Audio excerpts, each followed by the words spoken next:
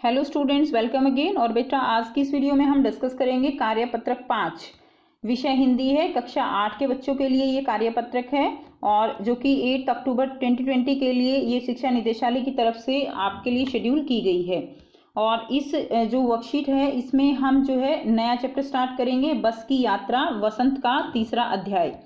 बच्चों आज हम इस कार्यपत्रक में हम अपने पाठ्य पुस्तक वसंत के तीसरे पाठ बस की यात्रा का प्रथम भाग जो है वो पढ़ने जा रहे हैं। यह हरिशंकर परसाई जी की व्यंग्य रचना है। व्यंग्य का मतलब क्या होता है? कटाक्ष करना। बच्चों व्यंग्य एक ऐसी विद्या होती है जिसमें हम बातों को सीधे सीधे नहीं कहते, यानी व्यंग्य जो करना ये भी एक ऐसी विद्या है, ठीक है, जिसमें हम बातों को सीधे सीधे नहीं कहते बल्कि उसे घुमा फिरा कर करते हैं और सामने वाले को बुरा भी ना लगे और हमारी बातों को वह समझ भी जाए। ऐसा हमारे साथ दैनिक जीवन में भी होता है कि कई बार हम जो है कुछ बातें डायरेक्ट ना कह के इनडायरेक्ट कहते हैं, तो वो इनडायरेक्ट कहना ही एक तरह से व्यंग्य है। इस पाठ में भी लेखक व्यंग्य का प्रयोग करते हुए भारत की सार्वजनिक परिवहन व्यवस्था पर गहरी चोट करते हैं। तो यहाँ पर लेखक जो व्यंग्य कर रहे हैं वो किस पर कर रहे हैं? वो भारत की सार्वजनिक परिवहन व्यवस्था यानी जो ट्रांसपोर्ट सिस्टम है वो बहुत ही जर्जर है, बहुत पुराना है, तो उसके ऊपर यहाँ पर व्यंग्य करते हुए ये उन्होंने लिखा है। तो आइए पाठ को पढ़ते और समझते हैं। तो हम 5 मित्रों ने तय किया कि शाम 4 बजे की बस से चलेंगे। तो बेटा एक लेखक हो गया, 4 उनके मित्र हो गए। उन्होंने डिसाइड किया, तय किया कि वो कब चलेंगे, वो शाम 4 बजे की बस से चलेंगे। ठीक है, पन्ना से इसी कंपनी की बस, यानी उनको कहाँ पहुंचना है? उनको पन्ना पहुंचना है। वहां से वो इसी कंपनी की बस लेंगे, लिखा हुआ है ना, पन्ना से इसी कंपनी की बस, जिस कंपनी की बस में वो अब जा रहे हैं, शाम 4 बजे जाने की बात कर रहे हैं, इसी कंपनी की बस जो है पन्ना से उनको सतना के लिए मिलेगी घंटे भर बाद। ठीक है, यानी जब वो पन्ना पहुंच जाएंगे वहां घंटे भर बाद जो है उनको सतना के लिए बस मिलेगी जो जबलपुर की ट्रेन मिला देती है। और वहां से वो जबलपुर के लिए ट्रेन जो है वो लेंगे। और जबलपुर, पन्ना, ये सब ये जो है ये क्षेत्र जो है ये कहाँ है? ये क्षेत्र मध्य प्रदेश में है। सुबह घर पहुंच जाएंगे। ठीक है, और हम में से 2 को सुबह काम पर हाजिर होना था, यानी उनके 2 मित्रों को सुबह काम पर भी हाजिर होना था, उनको अपनी उपस्थिति वहां पर देनी थी। इसलिए वापसी का यही रास्ता अपनाना जरूरी था, इसीलिए उन्होंने तय किया कि इसी रास्ते से यानी इसी बस से हम जाएंगे। लोगों ने सलाह दी कि समझदार आदमी शाम वाली बस से सफर नहीं करते। तो लोगों ने उनको समझाया कि इस बस से आप ना जाओ, इससे समझदार व्यक्ति जो है वो सफर नहीं करते हैं। तो उन्होंने कहा कि क्या रास्ते में डाकू मिलते हैं? तो उन्होंने जो है मजाक में पूछा कि फिर क्या रास्ते में डाकू मिलते हैं जो हम इस बस से ना जाएं? तो उन्होंने कहा नहीं, डाकू तो नहीं मिलते, लेकिन बस जो है वो डाकिन है। डाकिन क्या होता है? डाकू शब्द का स्त्रीलिंग रूप है। डाकिन का मतलब क्या है कि यानी बस ही जो है, किसी डाकू की जरूरत नहीं है, बस अपने आप में ही डाकिन है। अब देखिए बस के बारे में उन्होंने ऐसा क्यों कहा? बस को देखो तो फिर क्या होता है कि जो लेखक है उनके 5 मित्र हैं वो बस के लिए जो है जाते हैं और वहां बस को देखते हैं।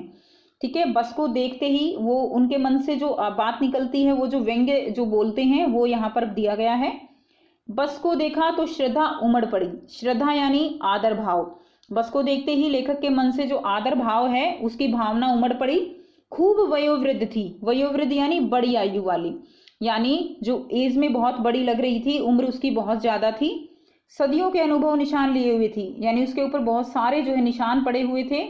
ठीक है, जिससे ये पता चल रहा था कि ये बस बहुत ज्यादा पुरानी है और इसीलिए लोग इसको डाकिन कहते हैं। लोग इसलिए सफर नहीं करना चाहते कि वृद्धावस्था में इसे कष्ट होगा, यानी लोग जो है इससे सफर इसलिए नहीं करना चाहते क्योंकि ये इतनी जो है बूढ़ी हो चुकी है, इतनी वयोवृद्ध हो चुकी है, बड़ी आयु वाली है कि अगर इसके ऊपर सफर करेंगे तो इसको शायद कष्ट होगा, इसलिए लोग इस पर सफर करना नहीं चाहते। ठीक है, यह है बस पूजा के योग्य थी, यानी ये इतनी जो है आप कह सकते हो पुरानी थी, इस इतनी ज्यादा इसकी आयु थी कि ये क्या थी? पूजा के समान थी। तो उस पर सवार कैसे हुआ जा सकता है? तो यानी फिर उस पर कैसे यात्रा की जा सकती है जो इतनी श्रद्धा के समान है, पूजा के योग्य है। यानी उन्होंने जिस तरह एक हमारे जो बड़े बुजुर्ग होते हैं उनकी तुलना उस बस के साथ की है। जिस तरह हम अपने बड़े बुजुर्ग उनका आदर सम्मान करते हैं, उनको पूजा के योग्य मानते हैं, ठीक है, तो वो उनकी तुलना जो है उन्होंने उस बस से की है। अब देखिए यहाँ पे शब्द मित्रता दी गई है। हाजिर का मतलब क्या है? मौजूद, उपस्थित। डाकिन मतलब डाकू शब्द का स्त्रीलिंग रूप। वयोवृद्ध यानी बड़ी आयु वाली। वृद्धावस्था क्या होता है बेटा? बुढ़ापा। अब यहाँ पर कुछ प्रश्न दिए गए हैं जिनके उत्तर आपको लिखने हैं। फर्स्ट क्या है, लेखक ने बस से यात्रा करने का निर्णय क्यों लिया? तो हमने अभी ऊपर पढ़ा कि वो लोग घर पहुंचना चाहते थे, 2 को सुबह हाजिरी देनी थी, इसलिए उन्होंने बस से जाने का निर्णय लिया। तो आइए देखते हैं बेटा इसका आंसर लिखेंगे कैसे। लेखक ने बस में जाने का निर्णय इसलिए लिया क्योंकि उन्हें सुबह घर पहुंचना था और 2 मित्रों को सुबह काम पर हाजिर होना था, इसलिए उनका जाना जरूरी था। तो इसीलिए लेखक ने बस में जाने का निर्णय लिया। नेक्स्ट क्वेश्चन देखिए। क्वेश्चन नंबर 2 क्या है, लोगों ने यात्रा के संबंध में लेखक को क्या सलाह दी और क्यों? तो देखिए लोगों ने उनको सलाह दी कि समझदार व्यक्ति जो है इस बस से इस समय यात्रा नहीं करते हैं, और उन्होंने ऐसा क्यों कहा वो हमने अभी पढ़ा कि वो बस जो है वो एक तरह से आप कह सकते हो बहुत ज़्यादा वयोवृद्ध थी, तो ऐसे कुछ रीजन थे जिनके कारण उन्होंने ऐसा कहा। तो आइए देखते हैं इसका आंसर कैसे लिखेंगे।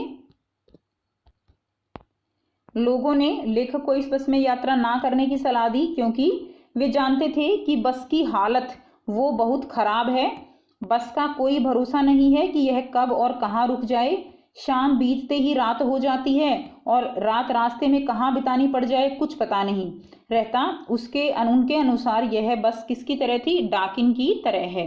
तो ये रीज़न था, ये कारण था कि जो लोग हैं वो उनको समझा रहे थे कि इस समय से यात्रा करना जो है वो समझदार लोगों का कार्य नहीं है। नेक्स्ट क्वेश्चन, बस को देखकर लेखक ने जो व्यंग्य बातें कही हैं उन्हें अपने शब्दों में लिखिए। तो देखिए बस को देखकर लेखक ने जो व्यंग्य बातें कही हैं उन्हें आपको लिखना है। तो यहाँ पर आप लिख सकते हैं कि बस को देखकर जो है श्रद्धा उमड़ पड़ी, खूब वयोवृद्ध थी। वयोवृद्ध आप यहाँ पे अपने शब्दों में लिख सकते हैं कि बस जो है खूब बड़ी आयु वाली थी, सदियों के अनुभव के निशान लिए हुए थी, यानी बस बहुत पुरानी थी, लोग इसलिए सफ़र नहीं करना चाहते कि बुढ़ापे में इसे कष्ट होगा। वृद्धावस्था की जगह आप अपने शब्दों में बुढ़ापा लिखेंगे, बुढ़ापे में इसे कष्ट होगा। यह बस पूजा के समान थी और ऐसी पूजा के समान बस पर सवार कैसे हुआ जा सकता है। तो ये बातें जो है बेटा आप यहाँ आंसर 3 में लिखेंगे। यहीं से आप जो है थोड़ा सा इसको चेंज कर सकते हैं अपने शब्दों में, जो सिंपल शब्द हमारे होते हैं साधारण शब्द उनमें आप इसको लिख सकते हैं। नेक्स्ट क्वेश्चन देखिए, प्रश्न 4, अपनी कल्पना से घर में पड़ी हुई किसी भी पुरानी चीज़ को देखते हुए मजाकिया लहजे में उससे होने वाली बातचीत को लिखिए। तो सभी बच्चे जानते हैं कि हमारे घर में भी ऐसी बहुत सारी पुरानी चीज़ें पड़ी हुई होती हैं जिनको देखकर हम कुछ ना कुछ मजाक जो है वो बना सकते हैं। तो ऐसी ही कुछ जो है बातें आपको यहाँ पर लिखनी है। तो मैं आपको उदाहरण के लिए इसका आंसर बता रही हूँ, आप अपनी मर्जी से किसी भी दूसरी वस्तु को लेकर इसका आंसर जो है वो लिख सकते हो। तो ये प्रश्न 4 का उत्तर रहेगा, मैं अपने घर में पड़े पुराने रेडियो की बात करूंगा। यह रेडियो इतना पुराना है कि मानो इसकी पूजा करने का मन करता है। जब यह चलता है तो ऐसा लगता है कि कोई गायक बोलने से मैं पहले सोच रहा हो कि क्या बोलूं। चलते चलते कई बार आवाज़ ऐसी हो जाती है, रुक रुक कर चलता है, मानो चलने से पहले यह आज्ञा ले रहा है। जब यह चलता है तो हम सबको हंसी आ जाती है। तो कुछ इस तरह की बात जो है बेटा आपको लिखनी है। इसके अलावा आप और भी अपने घर में कोई चीज़ पुरानी वस्तु पड़ी है उसके बारे में भी लिख सकते हो। तो ये थी बेटा आज की वर्कशीट। आई होप आपको ये वर्कशीट क्लियर है। कोई भी प्रॉब्लम है कमेंट करके पूछ सकते हो। अगर वीडियो अच्छी लगी तो लाइक शेयर जरूर कीजिए, चैनल को सब्सक्राइब करना ना भूलें। And thanks for watching, have a nice day.